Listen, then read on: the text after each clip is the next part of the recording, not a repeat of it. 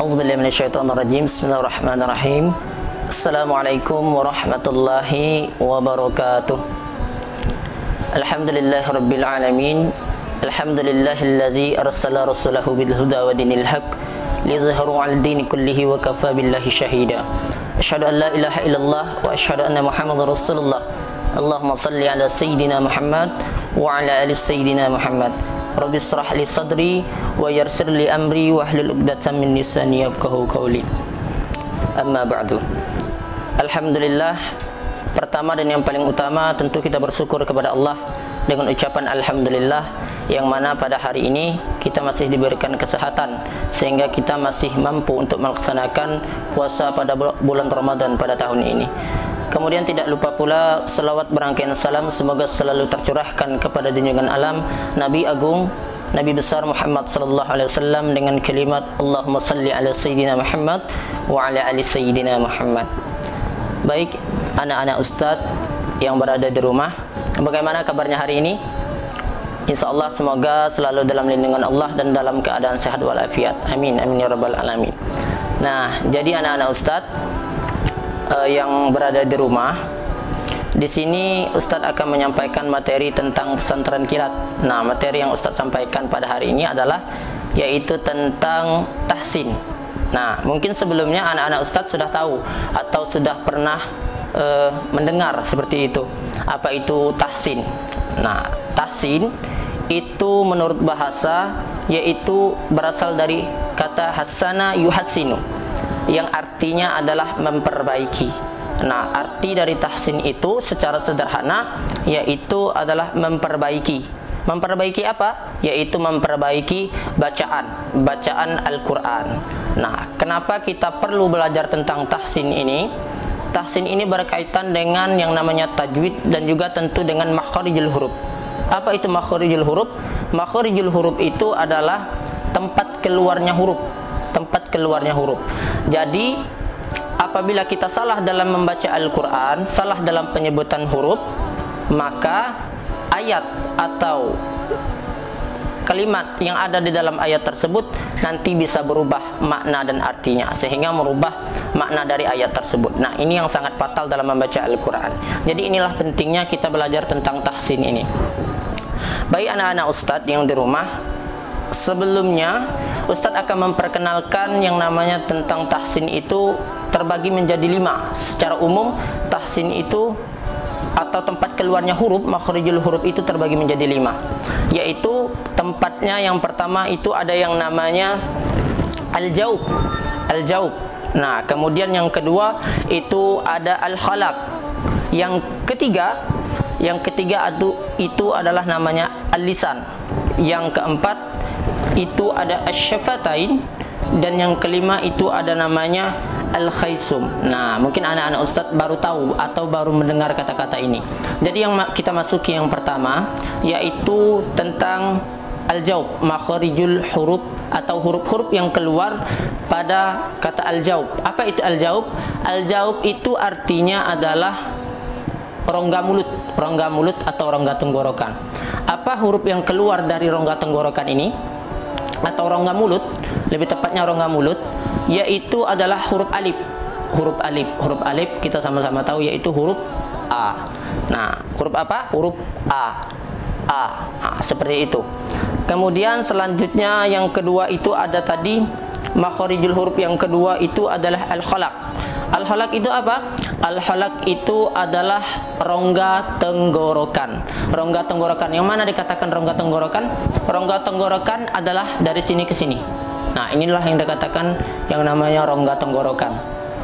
Apa saja huruf-huruf yang keluar dari rongga tenggorokan? Nah, dalam rongga tenggorokan ini, dalam al-khalaq ini, huruf-hurufnya terbagi menjadi 3 lagi.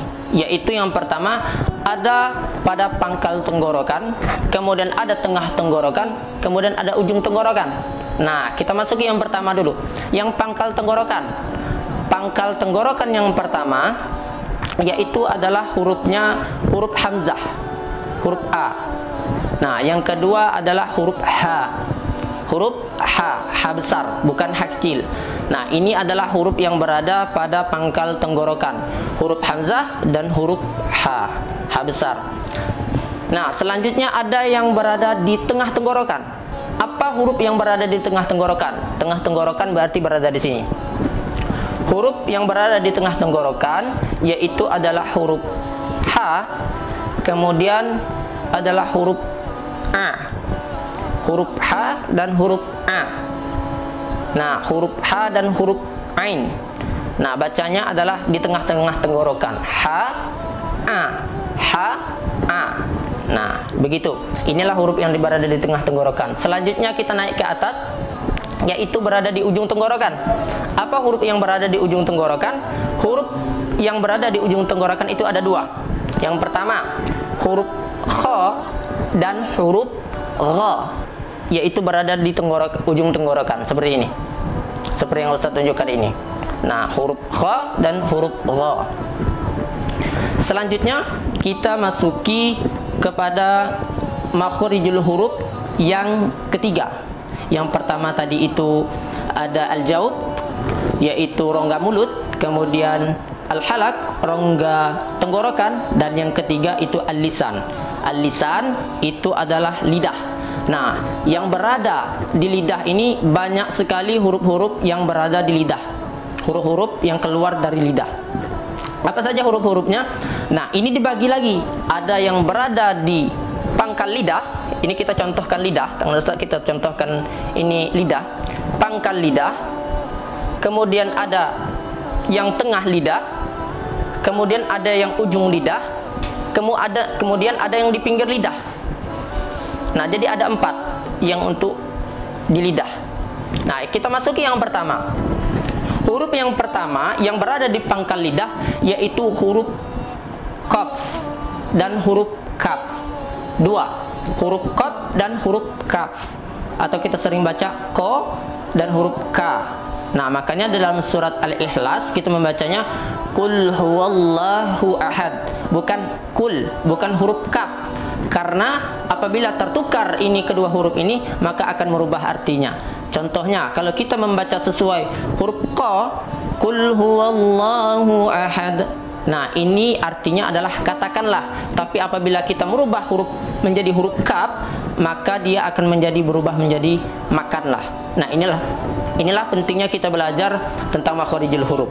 Selanjutnya kita masuki kepada yang di tengah-tengah. Di tengah-tengah lidah. Nah, contoh yang di tengah-tengah lidah yaitu ini kita contohkan lidah tadi. Ini huruf ja. Yang pertama huruf ja. Jadi ja itu letaknya di tengah-tengah lidah. Bacanya ja, cara penyebutannya ja. Kemudian ada huruf shin, bukan huruf sin tapi shin. Huruf sha, sha. Kemudian ada huruf ya. Nah, 3 huruf ini, yang pertama huruf ja, huruf sha, dan huruf ya. Ini berada di tengah-tengah lidah. Nah, ini 3 huruf ini. Selanjutnya kita masuki kepada yang namanya huruf yang berada di tepi lidah. Tepi lidah itu mana? Tepi lidah ini yang di sini, sekitar di sini.